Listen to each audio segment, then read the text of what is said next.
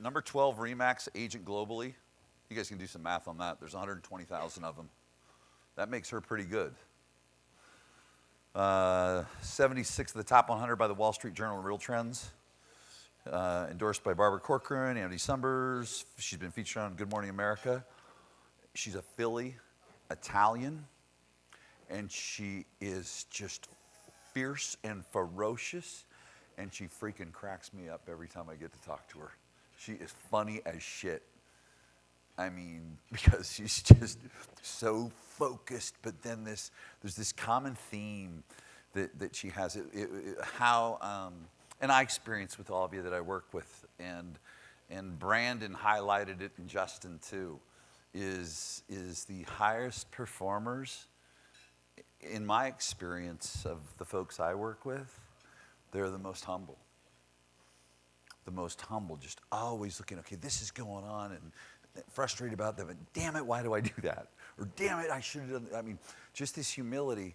And then what's so great about Maria, she'll say, but fuck, we're up 100% year over year. I guess we're doing okay.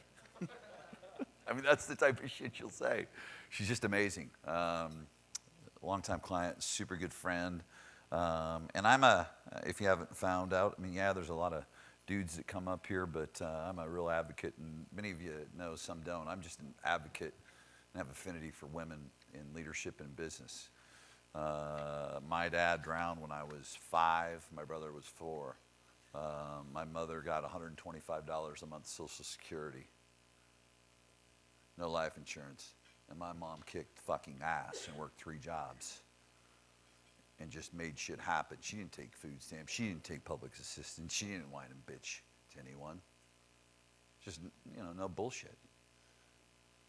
And then she built this, got into real estate. She was a receptionist at a real estate office. That was one of her jobs on Saturdays and Sundays. She worked 410s at the Naval Shipyard, wrapping asbestos. She'd actually pick us up with asbestos. The pipe fitters, they'd have asbestos powder all over them. She'd pick us up from babysitter, just put us, we'd have our face in it. We had to have our lungs x-rayed until we were 21. Poor you, I'm still here. And then she would cocktail waitress Thursday night, Friday night, Saturday night, and she'd work for a business brokerage, old school guys. We're talking 50 years ago, okay? And she's watching these dudes on the phone. And she says she's just the receptionist, old school dudes selling cocktail lounges, grocery stores, the days when they did it on a napkin. She said, I could outsell all you guys. She burned the fucking boats, quit both jobs. She started selling businesses. And her first cold call she made, guy just blew her off. And she had burned the boat. She quit. I'm going all in at a bar. She goes to the bar at about 12 p.m. because she made the cold call about 11 a.m. She goes 12. We're talking 49 years ago. I think they had phones then. Sits at the end of the bar. She tells me the story. And can I help you? What are you doing here? And she said, well, you were rude to me on the phone. What are you talking about? Well, I called you about selling your tavern. You were rude to me. So I just wanted to come meet you.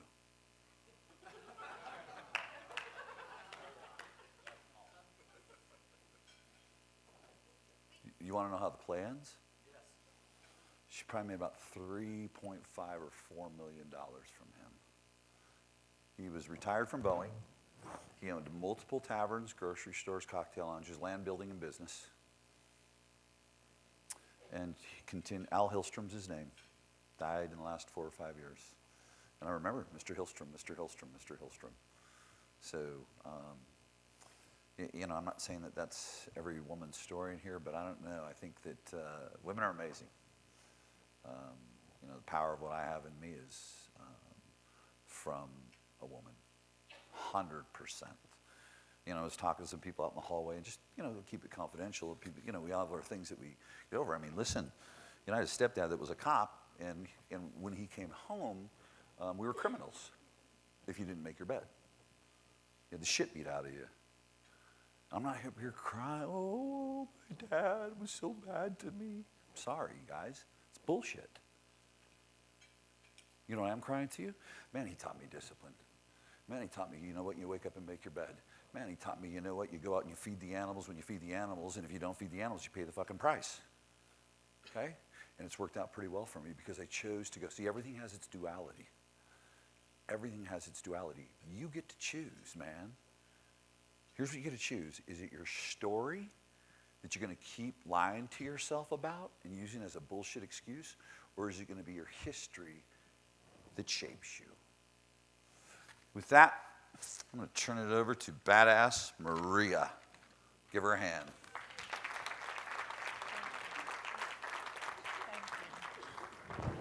You're the best.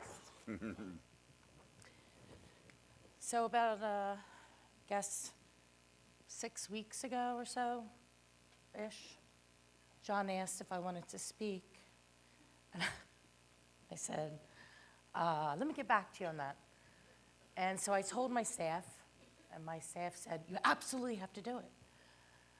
I said, oh my God.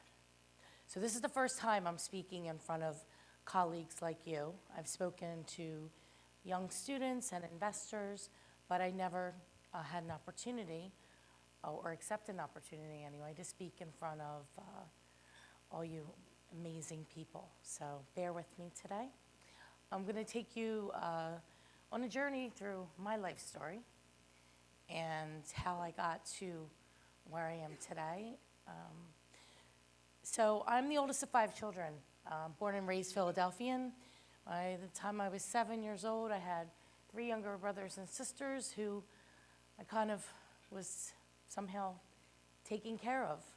I remember one of my first earliest memories, and I was really, really upset about this. I was walking down the steps, and we had some steep steps in our basement, and we were on our way to church, and I was carrying my little sister.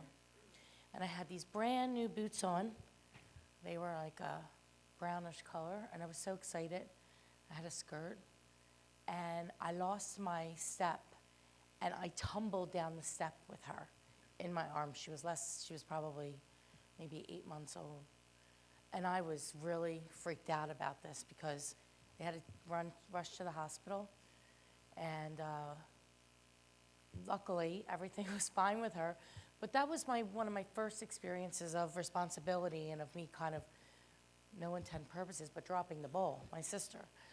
So I grew up in a household where I actually didn't know if we had money or didn't have money. It was very confusing. I had fur coats, and then I had a hole in my shoe. So there were good years and bad years based on my mother and father and the way that things were going. And I made a commitment very, very early on that I was never going to be in a situation where money was an issue. I always wanted to kind of escape from the house, so I found things to do. And one of the first things I did, and this is my entrepreneur journey, is I always get my sister and I say, Lisa, what are we gonna do today? So I said, I have an idea. Let's make popcorn and lemonade, and let's do a little stand on the corner. So we lived in a blue-collar neighborhood in Northeast Philadelphia, went to Catholic school my whole life, and so we lived about 2 houses in from the corner, so it was like right there, and we made our lemonade and popcorn. So I made some money. We were very successful at this little business. People liked the popcorn. I guess we put enough salt and butter on it, and we continued to do this like every couple weeks on the weekend. So I then, I would always pick up the mail at my house, and I'm not sure why, but I always picked it up. And then one day I got this book, little magazine, and I was looking through it. In the back of the book it said, you can earn $1 for selling wrapping paper and Christmas cards or holiday cards, whatever. So I said, wrapping paper. I said, I can do this. So I think I was maybe 10-ish. So I had the info, I got the catalog, and I went door to door, all through my neighborhood, say around my house, maybe 4 blocks or so. And the first year I did it, how it worked was you would sell the wrapping paper or Christmas card to the neighbor, and they say it was $4. So I would mail in $3 and keep $1 for myself. So at the end of this, I made $125 door knocking, Christmas cards, and wrapping paper. So I thought that was pretty good. So I did the year after that and the year after that. And I used this money in the beginning for Christmas presents for my family because that's what was important to me. And so from there, I always wanted to be out of the house because it was always some kind of turmoil, something. One day I came home from school and I'm walking down the street about to turn on my block and I see clothes everywhere.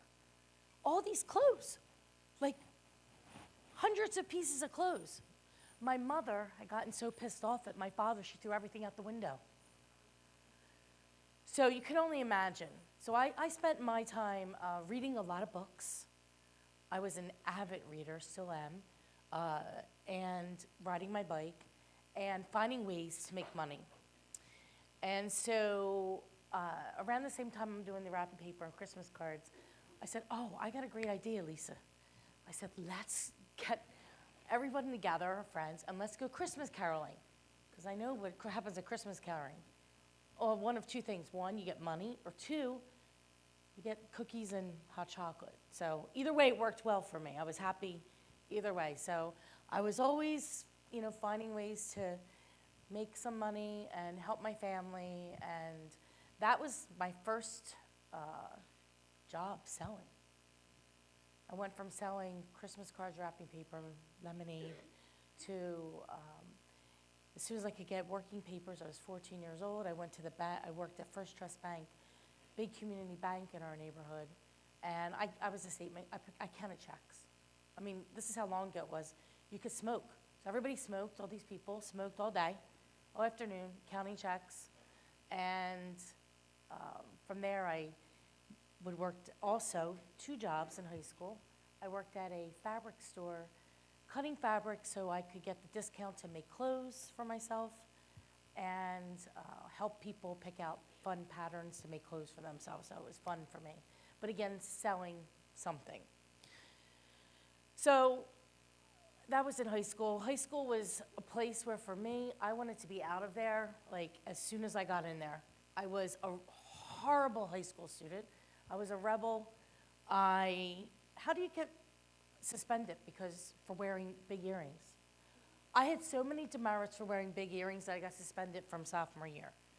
So that was not good. So high school, I kind of wanted to get out. Applied to college, got into Philadelphia Textiles, which was now Philadelphia University, and I go for fashion design. Makes sense, I'm sewing things. I'm there for 2 years, and I said, one day, came home, I said, I'm not going back. My parents were like, what? I said, nope, not going back. I wanted to be an actress. I wanted to go to NYU. My parents just said, absolutely not, you're not going there. New York is filled with AIDS, and you just cannot go there. I mean, they thought it was a terrible place, and I guess in the late 80s, it kind of wasn't that great. So I said, fine. So I go to community college while I'm trying to figure out what I'm going to do. And at this point, I'm working. I was a rose girl. I don't even know if anybody knows what that is, but I had a thing of roses in a basket, high heels, fishnets, no clothes really, like a little tails thing. And I would go from bar to bar with this basket of roses, selling roses. Oh, and if you didn't have somebody to buy a rose for, guess who you bought it for? Me. I would come home every night with like 12 roses. I would break the rose in half, and then I would put it in like my little cummerbund or in my hair. Then I got smart. I was like, forget about that. I'm just going to pocket the $5. I don't need to break the rose in half. So I did that. I was a rose girl, and I sold alcohol at bars. I was not like taking no nonsense from anybody. I remember one night I worked at this bar where they had this open bar. Like that was, I don't know why bar said that, open bar. Open bar from 10 to midnight or 9 to midnight. It was 2 or 3 hours. $10 all you can drink. Great. Group of guys, 10 of them, come up. I'm like, okay, What do you want? Absolute tonic, absolute soda, absolute tonic. And they wanted both, they all wanted two. So I come back with all the drinks. And they were so heavy I couldn't go like this. So I had them like this, and it's packed. And I said, okay, I'm waiting there. And they're like, I said, tip? You gonna tip me? They're like, all 10 of them stared at each other. So I went, no tip? Oh, no drinks. Threw the whole entire 20 drinks in the trash can, glasses and everything. And then I got 20s thrown on the tray. So I learned at an early age, because I wasn't going to be putting up with nonsense, not to put up with nonsense. And maybe that's the Philly in me and the Italian girl in me. I don't know, but I wasn't going for any of it. So I was very good at this bartending and waitressing thing. I made a lot of money. In fact, I paid for my entire college education, outside of $10,000. That's only money I owed at the time. And I would work. I was working basically full time, and I would go to school.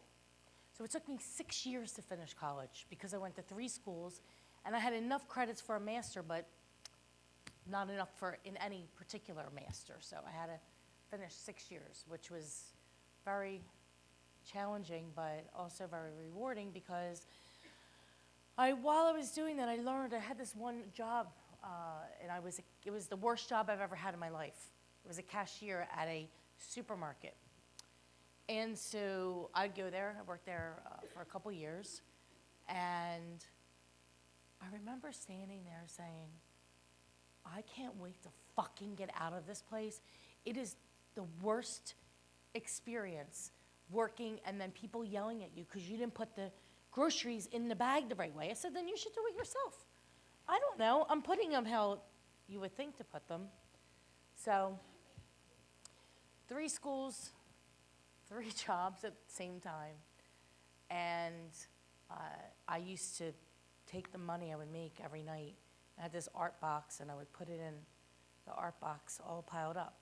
Then it was time to go to pay for tuition. I'd stick it in literally a paper bag, put it in my bag, and I would go and pay the college tuition.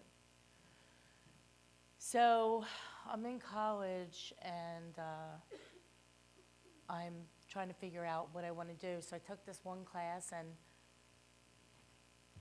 the teacher came in, and he was dressed, trench coat, phone. This is 91. He had the phone, the trench coat, the Mercedes, a whole bit. I'm like, what do you do? He's like, I'm a general manager for a radio station. I'm responsible for the sales of the station. We sell radio advertising. I went, really? I'm like, I'm asking questions, money, this and that. I'm like, interesting. So I take this class. It was radio and TV broadcast sales. By the end of that class, I had found an internship at KYW TV, which is an NBC affiliate in Philadelphia, and I had my internship there while I was taking classes and working full time. So during this internship, I interviewed all the salespeople. Like, I asked if I could have like half an hour with each of them through this 4-month period. And so while I was doing this, the one guy said, you know, there's an opening at WMGM TV 40 selling TV time in this small place in Atlantic City, near Atlantic City. It was like Atlantic City area, New Jersey. And I said, okay. He's like, I found out, I called down there, and there's a cattle call on Saturday morning at 8 a.m. I'm like, this Saturday? I'm like, I don't even have a resume. He's like, yep. This was like Wednesday. I'm like, oh my God. Interview, okay. So I show up, dressed, suit, pantyhose, pumps, the whole, what we used to wear in the early 90s. And there were 72 people that showed up for the cattle call. And I said, oh God, there's no way I'm gonna get this job.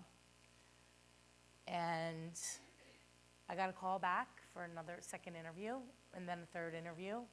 And by the time the end of March rolled around, I had a job before I even graduated college. So I was really excited about that. And so I was starting my job. I graduated on a Thursday. I was starting on the Monday after. Excuse me. Nothing like no free time in Europe or anything like that. So I get there. I have a desk, I have Yellow Pages, a phone, a pad of paper, a pen, and there's a weird-looking computer, which is like a DOS thing, apparently, that really didn't do anything. And they said, great, you can call people. I'm like, call people? I open up the business cards, and it says Maria Quattrone on it. I'm like, my name is Maria Elena. You forgot that part. It's not Maria. That's how my name got changed from Maria Elena to Maria, because Maria Elena is my first name. And I said, all right, well, I guess I'll just go with that. So I have the cards, I have the phone book. I don't know about you, but I was like, I don't know, what am I supposed to do? Like 23 years old, 24 years old. So he said, well, you have to call people on the phone. I'm like, oh my God. So I pick up the phone, I start to call people. And now somebody would answer and I'd hang up on them. And then they would be like, where's Maria?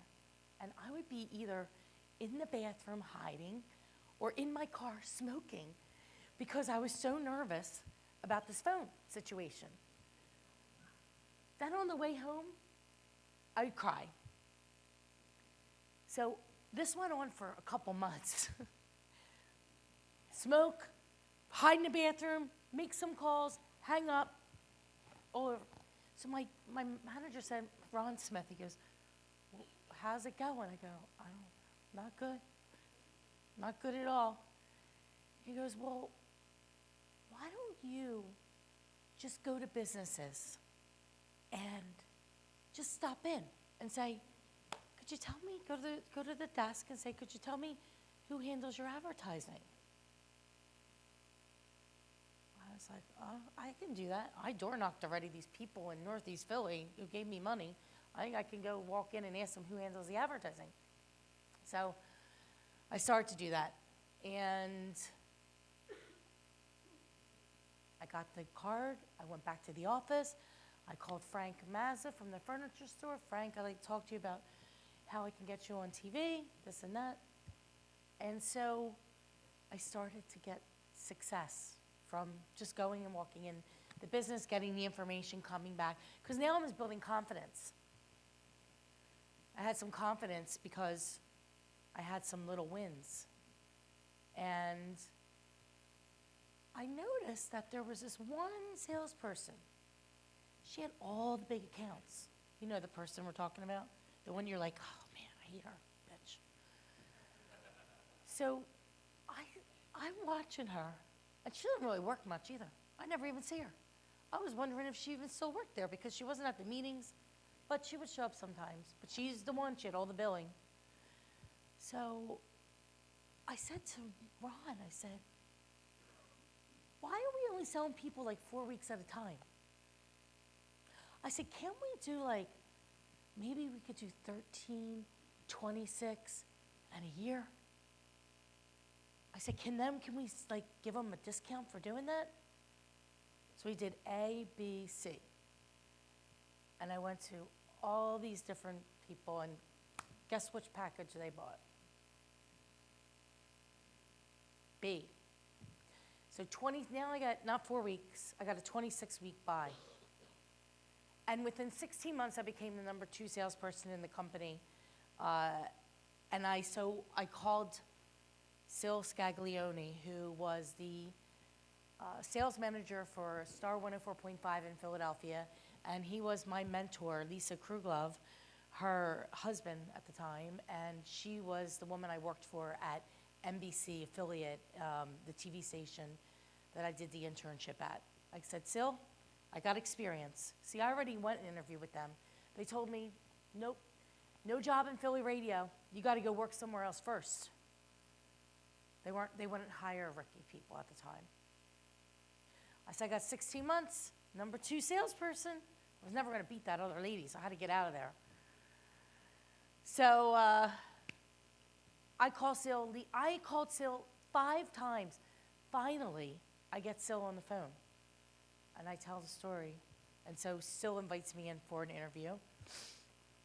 So now I get the job, and I'm the first one in, 7:30, last one to leave, 9 o'clock.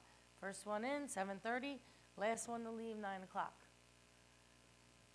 Within, let's say, a year or so, I started it with no accounts, nothing. I grew into one of the top salespeople in that job. But what happened was, in the radio business, and I was in the business for 11 years, there's a lot of, you don't really ever own your account. So what was happening multiple times was that they would want to hire Denise. And they didn't have the money to pay for Denise for her guarantee. So they would say, well, we're going to take accounts from Maria, maybe we're going to take some from Susie, and we're going to give them to Denise. So then Maria and Susie got to go out and find more deals. So I'm a hunter and a farmer, so for a while I was like, okay, whatever. But then after time, this kind of gets old. So I quit. One day I walked into my job, I was making $120,000, and I was pissed off, and I had had enough, and so I quit. What I didn't realize at the time, I think I was probably in my late 20s, that $10,000 saved does not go very far. I thought that was a good amount of money. What a joke. You spend $10,000 in 5 minutes. So now it's 3 months, no job, and I'm starting to run out of money. So I made some calls. I was trying to get jobs doing something else. I wanted to go on a cruise ship. I'm like, I'll be like the cruise ship director. Director of fun or something. Everybody thought I was crazy. They're like, you're nuts. Maybe I was. I didn't get the job because no experience. So I'm like, oh, I guess I got to go back into radio. So I call my old boss, and I said, listen, can I come in? Do you have a job available? She's like, well, come in and talk to me. She comes in, and I'm like, well, I'm expecting that I'm going to get my guaranteed salary minimum of $120,000. Not a salary, it's like a draw versus commission thing, whatever. And she's like, I have $66,000. That's what I can give you.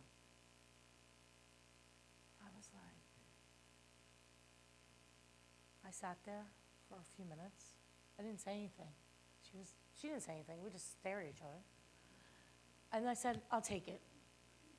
And within 3 months, I became the number 1 salesperson in the company out of 5 radio stations and I don't know how many people, whatever, 50, 60 people at the time. But I wasn't happy. And I wasn't happy because I was kind of bored because I already mastered this whole selling radio thing. So I was out to dinner one night with a friend, and I just come back. This is how bored I was. I just come back from QVC selling phyllo dough appetizers on TV. I don't think I did that good at it because they didn't ask me to come back, and I didn't want to go back anyway because that was not selling frozen appetizers on TV. I don't know about you, but that was not my cup of tea. So my friend called me, Peter. He's like, what are you doing? I said, nothing. I just got home. It's a Saturday night. He said, well, let's go get dinner. So we go to this restaurant. We get some steaks, a bottle of wine. And he said, have you ever thought about getting into real estate? Now, Peter had 3 other partners, and Peter owned apartment buildings.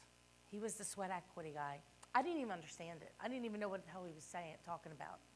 I was like, can we go back? He's like, we walked by this building on my block. He said, yeah, I own that building. I'm like, You don't own that building. How do you own that building? So we're at dinner, and he's like, have you ever thought about it? And I said, nope. And I said, I don't know. I said, I see the people, these real estate people with the signs, and they're walking around the city with holding the sign. I don't want to be holding no sign. I really didn't understand it, honestly. I didn't know anything about real estate, except this is what I did know. I bought a house from a for sale by owner, a condo, and I didn't have an agent. Because the 3 agents that I tried to buy a house with couldn't close the deal.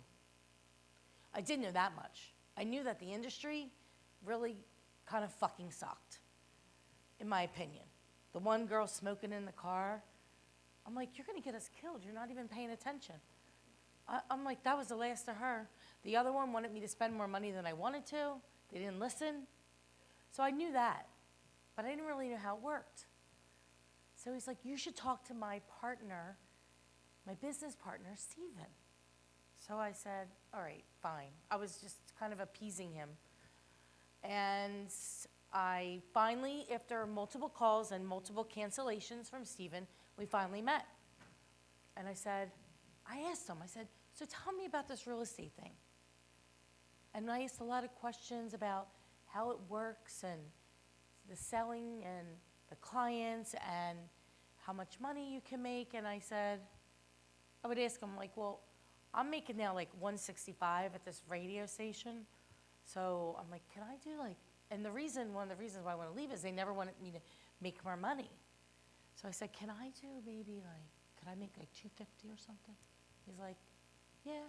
I said, what about 500? I said, yeah, there's a couple of people. I said, can I make $1 million selling real estate? And he said, I think maybe 1 or 2 people in Philly did at the time. I said, fantastic. 1 or 2 people did? Not a problem, I can do it. So this is November of 2003. By December, I made my mind, and I was moving forward with the real estate. I took the classes in January of 2004. I think I started showing stuff, I don't even think the license was in yet. I don't know. It was March. It was end of February, something like that. I don't know. I had my first closing at the end of March. My second closing was a 4-unit apartment building for $1,025,000. I didn't even know how it worked, the apartments. I knew how an apartment works, but I didn't know how it all worked, the income and all that. So I worked with my mentor, Steven, and I sold these 2 doctors this apartment building in a very prominent area in downtown Philadelphia. And so I'm still selling, by the way, radio. I told the station, I'm like, I just want to let you know, I'm getting my real estate license. And they didn't really they didn't know what that meant. And I didn't further explain what that meant. So every day, I got up, I worked 7 days a week. I didn't know I got this appointment for the real estate, this appointment for the radio. Real estate, radio, real estate, radio. One day, and I was getting kind of tired because this is like 7 days a week. And I had to just get to a point where I knew, because everybody thought I was nuts. I'm leaving a job where I've been in a career for 11 years. I get a 401k, I have health benefits, and it's a good job. Most people would think that's a good living. So I didn't want to be irresponsible, so I said, okay, let me just get to enough where I can make enough to get out. So the first year when I was part-time, I sold around 20-some houses. It was from March to December, to 20-some houses part-time. And so by February 5th, 2005 was my last day at the radio station. The week before, I had given them notice. And February 6th, 2005, I had a $3 million listing appointment.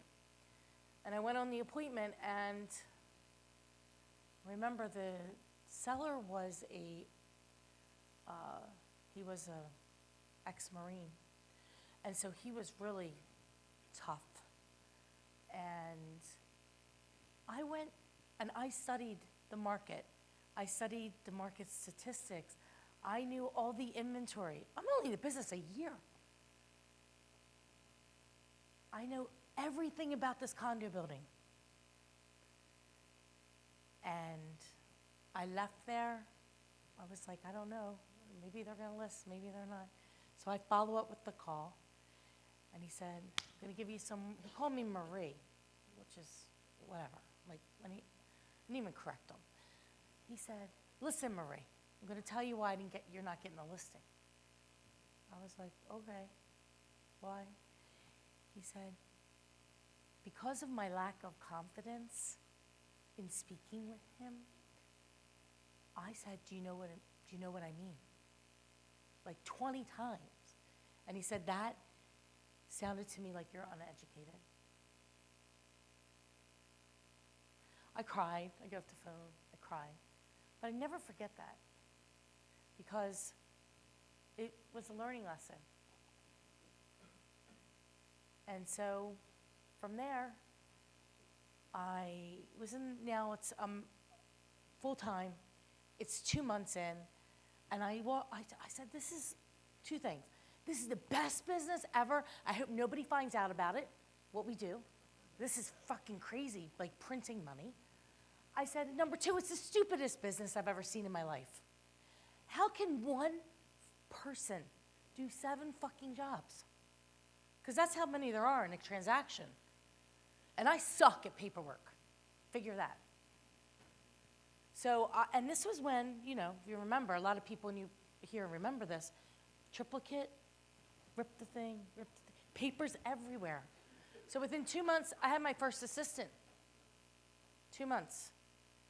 My second hire after my assistant, can anybody guess who it was? What? No. Anybody?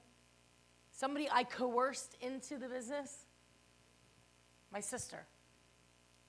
So she had left her job. I said, Lisa, get your license. Come on over with me. Poor thing. She's amazing. Amazing. I don't know what I would do without her. And so I started a little team. And then I had this another woman, Lindsay and Chris. So now there was the 4 of us and an assistant. Now, this is in 2005. And teams really weren't a thing, especially not in Philadelphia. There were maybe 2 teams. So people said, who was this woman and where did she come from? See, they didn't know, you know, the story, right? I didn't just appear in real estate, appear an amazing salesperson. I started when I was 7. So now I have this team, and I'm still working with Steven, and Steven decides, lo and behold, that he doesn't want to have real estate people anymore. He just wants to do development, and he thinks we all suck. They suck the life out of him. So I said, okay, well, I had interviewed at a couple places around this time, and I ended up going to a company where I would stay for the next, I guess, at this point, 7.5 years. And during that time, when I was with the firm, I built a team. I was the main listing agent. I had 8 buyer's agents, and we were doing Boomtown Commissions, Inc., Zillow. And I built my business on, after I left Steven, when I went to Coldwell Banker, I found out about Mike Furry and expired listings. I didn't even know expired listings existed. I knew FSBOs existed because I was a FSBO, but I didn't know about expired listings. So I would be the first one in the office, again, 7:30, turning all the lights on, and I would be calling expireds. And I would say within a year or 2, I had a ton of signs on the street. My business, I would say, I see these developments. I see these builders. I'm like, let's see. I sell them the property. They build something.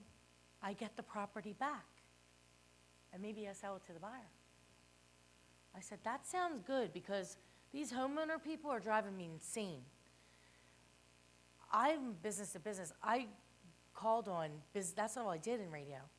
I dealt with business owners. So I was used to having real conversations with real people where the bottom line mattered.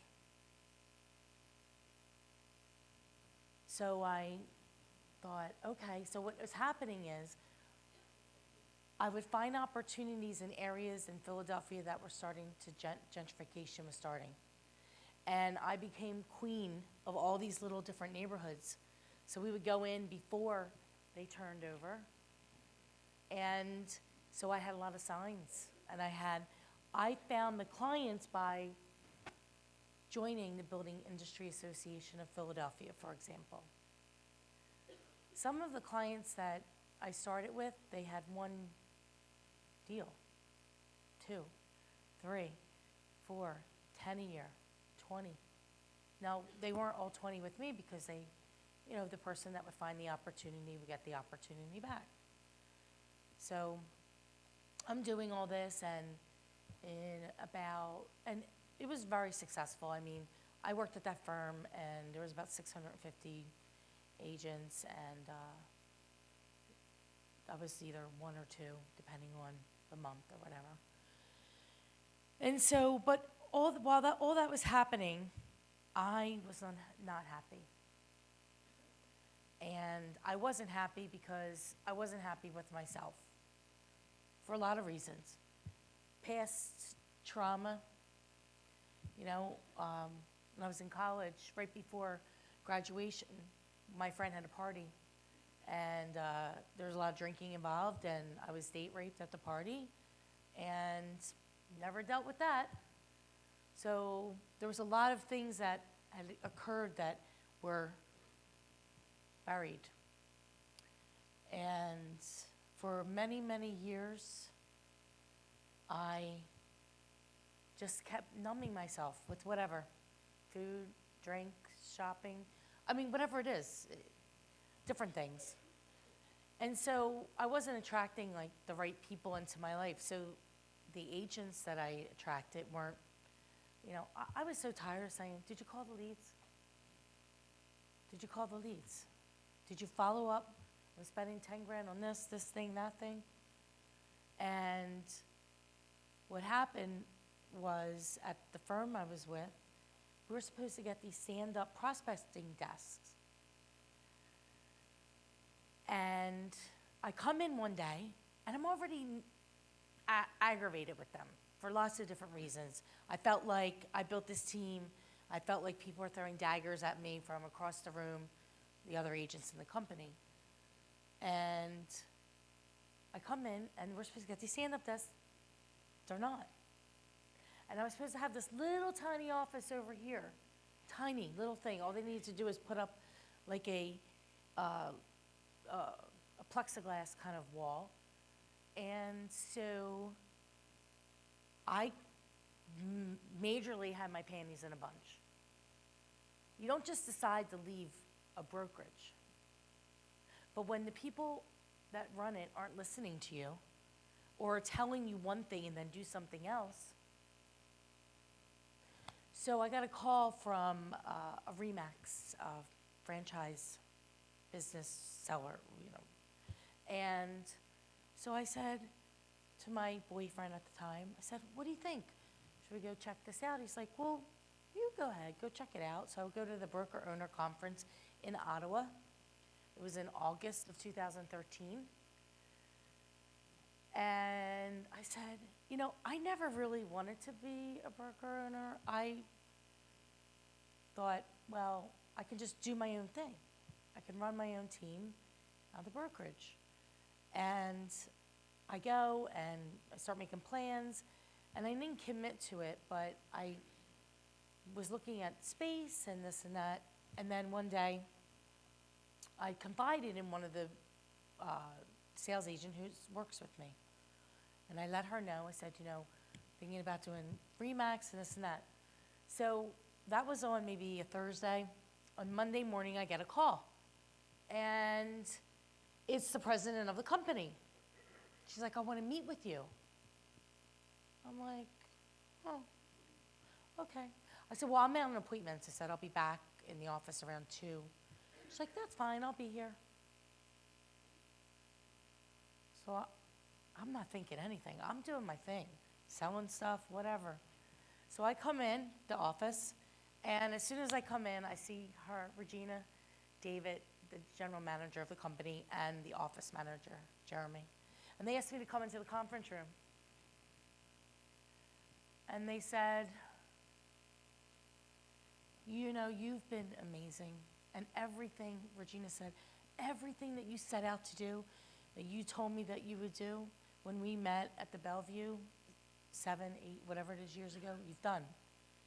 And, you know, we know you're not happy here, so we think it's best that we all part ways. I was like, what?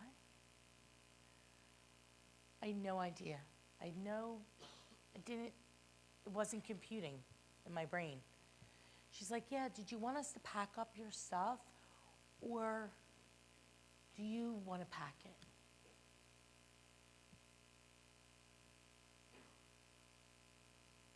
I was in a state of shock. Even thinking about it right now, I'm in a state of shock. This even happened. So I said, no, I'm going to pack the stuff. So I go back, I walk through the place, I go back to my office, and I had 3 support staff at the time, and I said,